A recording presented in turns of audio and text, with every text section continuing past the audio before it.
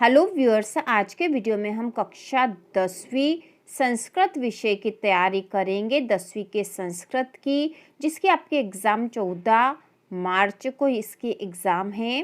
तो आज हम संस्कृत के सारे वैकल्पिक प्रश्नों की तैयारी कर लेंगे। आपके एग्ज़ाम में वैकल्पिक प्रश्न 30 नंबर के आने वाले हैं, तो 30 नंबरों के आज हम तैयारी कर लेंगे।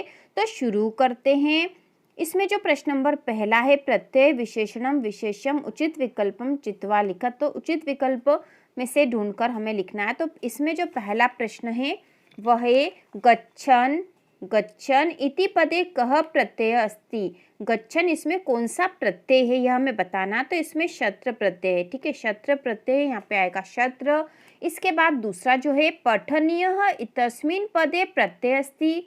पठनीय में कौन सा प्रत्यय है, तो यहाँ प्रत्यय है अनियर, अनियर, ठीक है। तो इस वीडियो को यदि आप एक या दो बार देख लोगे तो आपको ये सारे ऑब्जेक्टिव ध्यान रहेगा और आप एग्जाम में आसानी से कर सकोगे। और वैकल्पिक प्रश्न बहुत ही महत्वपूर्ण है क्योंकि सबसे अधिक नंबर के ये ही आएंगे। इसके बाद जो अगला प्रश्न है, विहाय इतस्मिन् पदे प्रत्यय अस्ति। विहाय इसमें प्रत्यय कौन सा, तो इसमें प्रत्यय है वि धन हा धन ल्यप, ठीक है, ल्यप वाला प्रत्यय इसमें वि धन हा धन ल्यप। इसके बाद अगला है हन धातो कतः प्रत्यय समयोज्य रूपम अस्ति। हन धातु में कत प्रत्यय मिलने से क्या बनेगा यह हमें बताना है। हन धातु में यदि कतः प्रत्यय लग जाएगा तो कौन सा शब्द बनेगा, तो यहाँ बनेगा हतः, ठीक है, हतः बनेगा यहाँ पे, हतः।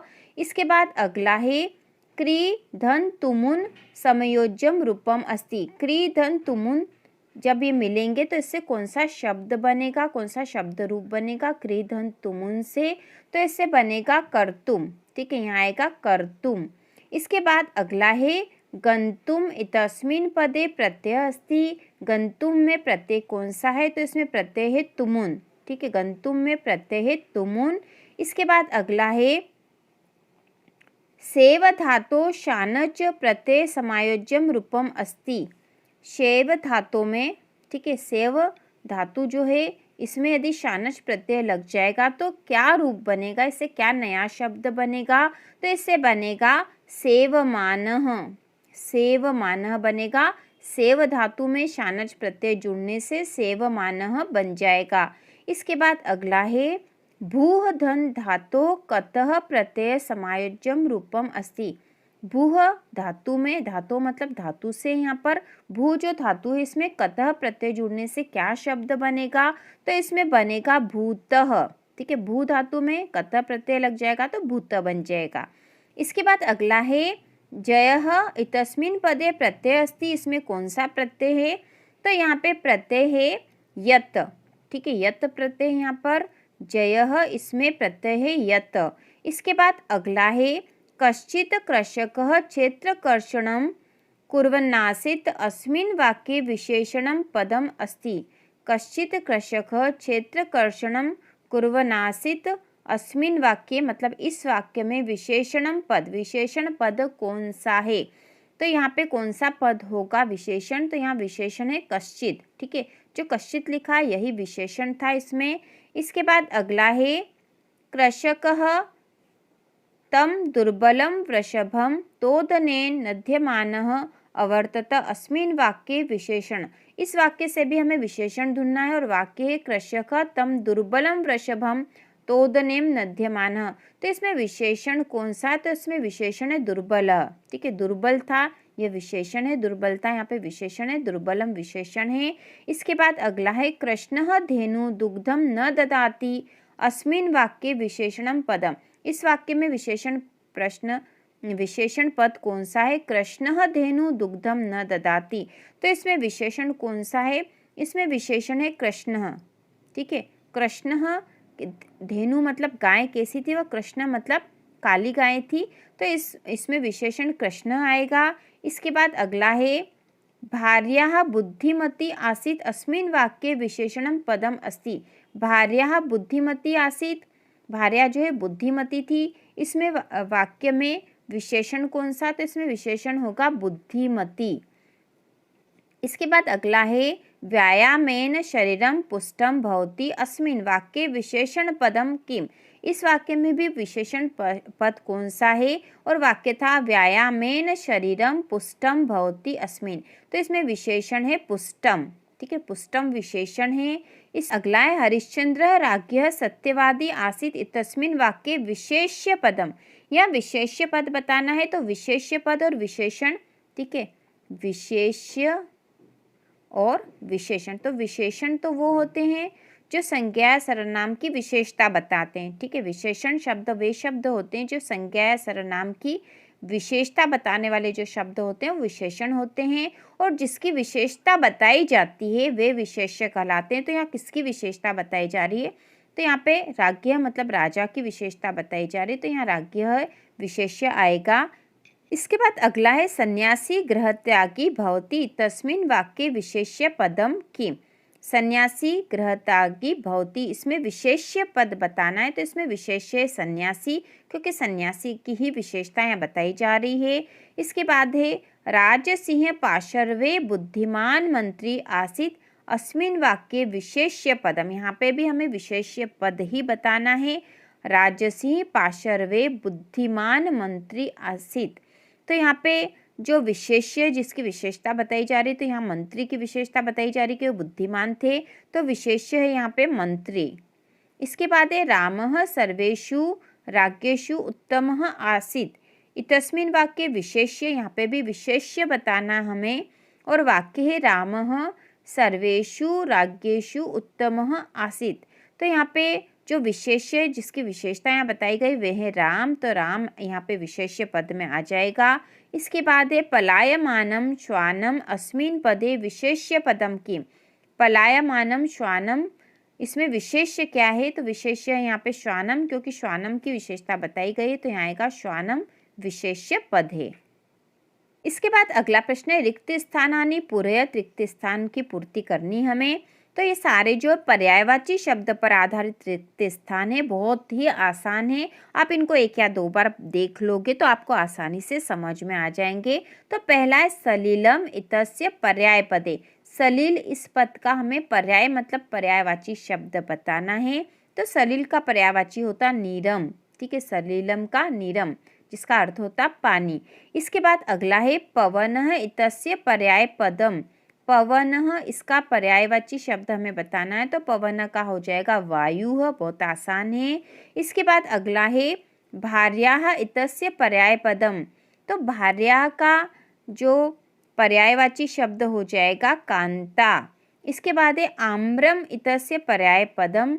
आम्रम का पर्याय पद हो जाएगा रसालम। इसके बाद है वनम इतस्यम पर्याय पदम। वन का पर्याय पद हो जाएगा काननम। अगला है अग्निः, ठीक है, यहाँ पे ऊपर वन है, वन और कानन दोनों का एक ही अर्थ होता है। अगला है अग्निः इतस्य पर्याय पदम। अग्नि का पर्याय पद क्या हो जाएगा? तो इसका हो जाएगा अनलः। अग्नि का पर्याय अनल। इसके बाद है सविता इतस्य पर्याय पदम। सविता का पर्याय पद क्या हो जाएगा? तो सविता का पर्याय हो जाएगा दिवाकरः, ठीक है, दिवाकरः। इसके बाद है गजः इतस्य पर्याय पदम।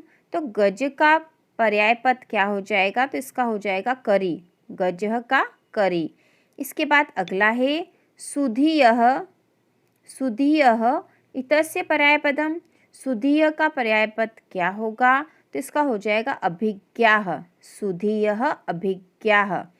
इसके बाद अगला है कमलम इतस्य पर्याय पदम। कमल का पर्यायवाची शब्द हो जाता पंकजम। इसके बाद है सुकरम शब्द से विलोम पद। अब यहाँ पे विलोम शब्द बताने हमें। सुकरम का विलोम क्या हो जाएगा? तो सुकरम का विलोम हो जाएगा दुर्वहम। इसके बाद अगला है शांताः शब्द से विलोम। शांताः का विलोम शब्द क्या हो जाएगा? तो शांताः का हो जाएगा अनंताः। इसके बाद अगला है विमूढ़धीः। विमूढ़धीः शब्द से विलोम पद। विमूढ़धीः शब्द का विलोम हो जाएगा सुधीः, सुधीः, विमूढ़धीः सुधीः। इसके बाद है अस्तमय। अस्तमय शब्द से विलोम पदम। तो अस्तमय का हो जाएगा उदये। इसके बाद है प्रसीदति। प्रसीदति शब्द से विलोम। प्रसीदति शब्द का विलोम हो जाएगा प्रकुप्यति। प्रत्युत्पत्ति। इसके बाद है चोरः आसीत्, यहाँ पे अब रिक्त स्थान आ गए हैं। चोरः आरक्षी आसीत्, चोरः आरक्षी आसीत्। इसके बाद अगला है कृषकायः आसीत्, तो कृषकायः अभियुक्तः आसीत्। ठीक है, आपके पाठ के आधार पर प्रश्न पूछे गए हैं। कृषकायः अभियुक्तः आसीत्, चोरः आरक्षी आसीत्। इसके बाद है पिता पुत्राय बाल्ये यच्छति, तो पिता पुत्राय बाल्ये विद्यां यच्छति। ठीक है, पिता पुत्राय बाल्ये विद्यां यच्छति। इसके बाद है वाची भवेत, तो यहाँ आएगा वक्रता, वाची वक्रता भवेत। और अगला है प्राणिनः भूकंपेन निहन्यन्ते, तो यहाँ आएगा विवशाः, विवशाः प्राणिनः भूकंपेन निहन्यते। अगला जो प्रश्न है वह जोड़ी मिलाने का है। युग्ममेलनम कुरुतः, तो यहाँ जोड़ी बनी हुई है, इसी को हम देख लेंगे। फलानाम, तो इसमें फलानाम में षष्ठी बहुवचन है, फलानाम में षष्ठी बहुवचन है। इसके बाद है राज्ञी, राज्ञी में सप्तमी एकवचन है। इसके बाद है संचरते, संचरते में सम उपसर्ग है। दुष्कर्मः, दुष्कर्म में दुस उपसर्ग है। ठीक है, इसके बाद अगला है संस्कृतम, इसमें सम उपसर्ग है। अधिकार, अधिकार में अधि उपसर्ग है। प्रधन हरति से मिलकर बन जाएगा प्रहरति। इसके बाद है आजन्मः, आंग आ, ठीक है, ये उपसर्ग है इसमें। और ग्रहात, ग्रहात में पंचमी विभक्ति है। इसके बाद है अस्मिन, अस्मिन में जो प्रत्यय है वह इदम। काठिन्येन में तृतीया एकवचन है। धने, धेनु नाम, ठीक है, धेनु नाम में षष्ठी बहुवचन है।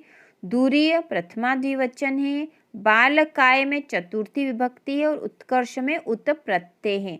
तो कुछ जोड़ी उपसर्ग प्रत्यय से संबंधित है और कुछ में उनके वचन लिखने, एक बार फिर से देख लेंगे। फलानाम षष्ठी बहुवचन, राज्ञी सप्तमी एकवचन, संचरते सम उपसर्ग, दुष्कर्म दुस उपसर्ग, संस्कृतम सम उपसर्ग, अधिकार अधि उपसर्ग, प्रधन हरति से मिलकर बना शब्द है प्रहरति। आजन्मः आ उपसर्ग इसमें।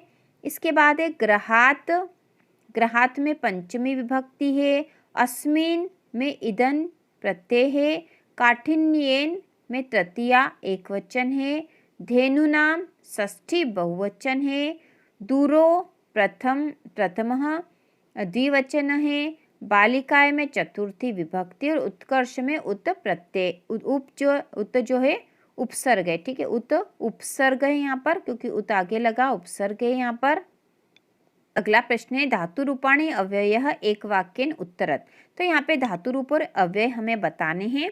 तो इन प्रश्नों को यदि आपने धातु रूप और ये याद नहीं कर रखे तो आपको इसी तरह से इनको याद करना पड़ेगा। अभी वद धातो लोट लकारस्य मध्यम पुरुष बहुवचन रूपम किम, वद धातु का लोट लकारस्य में मध्यम पुरुष बहुवचन रूप हमें बताना है, तो वो हो जाएगा वदत। ठीक है, वदत। इसके बाद अगला है अस धातो लट लकारस्य प्रथम पुरुष बहुवचन रूपम किम, तो अस धातु का लट लकार से प्रथम पुरुष बहुवचन रूप बताना है, तो वो हो जाएगा भविष्यन्ति, भविष्यन्ति। ठीक है, भविष्यन्ति होगा यहाँ पर। इसके बाद है लब धातु लट लकार से उत्तम पुरुष एक वचन, तो ये हो जाएगा लभे। इसके बाद है हन धातु लोट लकार से प्रथम पुरुष एक वचन रूप हंतु होगा। इसके बाद है गच्छति क्रियापदे कह धातु अस्ति, गच्छति क्रियापद जो है इसमें धातु कौन सी है, तो गच्छति में धातु है गम। ठीक है, धातु है गम। इसके बाद है गम धातु लंग लकार से प्रथम पुरुष द्विवचन, तो इसमें इस धातु में प्रथम पुरुष लंग लकार से का प्रथम पुरुष और द्विवचन रूप बताना है, तो यह हो जाएगा अगच्छताम, अगच्छताम होगा इसका लंग लकार में प्रथम पुरुष द्विवचन रूप। इसके बाद अगला है मोहनः तिष्ठति अस्मिन् वाक्ये कह धातु, इसमें धातु कौन सी है, मोहनः तिष्ठति में धातु है स्था। इसके बाद अगला है अहमपि आपणं गच्छामि अस्मिन् वाक्ये अव्ययं किम् अस्ति। तो इसमें अव्यय कौन सा, तो अहमपि, यहाँ पे जो अपि है ये अव्यय है, ठीक है, तो अव्यय है अपि, अपि अव्यय है। इसके बाद है विद्या माता इव रक्षति अस्मिन् वाक्ये अव्यय पदम किम अस्ति। तो यहाँ पे अव्यय पद है इव, ठीक है, इव अव्यय है। इसके बाद है सदाचार एव परमो धर्म अस्मिन् वाक्ये अव्ययम किम। इस वाक्य में भी हमें अव्यय बताना, तो इसमें अव्यय है एव। इसके बाद है अचिरम गृहम गच्छ अस्मिन् वाक्ये अव्यय पदम किम। तो इस वाक्य में भी अव्यय पद कौन सा है, तो इसमें अव्यय है अचिरम, ठीक है, अचिरम जो है अव्यय है। इसके बाद है अथ रामायण कथा आरभ्यते अस्मिन् वाक्ये अव्यय पदम किम। तो इस वाक्य में भी हमें अव्यय पद बताना है, तो इसमें अव्यय है अथ। इसके बाद है अह श्वः ग्रामं गमिष्यामि अस्मिन् वाक्ये अव्यय पदम किम अस्ति। तो इसमें अव्यय पद है श्वः, अव्यय यहाँ पर है श्वः। इसके बाद है तत्र शिवालयः अस्ति अस्मिन् वाक्ये अव्यय पदम। तो इस वाक्य में भी हमें अव्यय बताना है, यहाँ पे अव्यय है तत्र। और इसके बाद अगला है वृथा कलहम मा कुरु।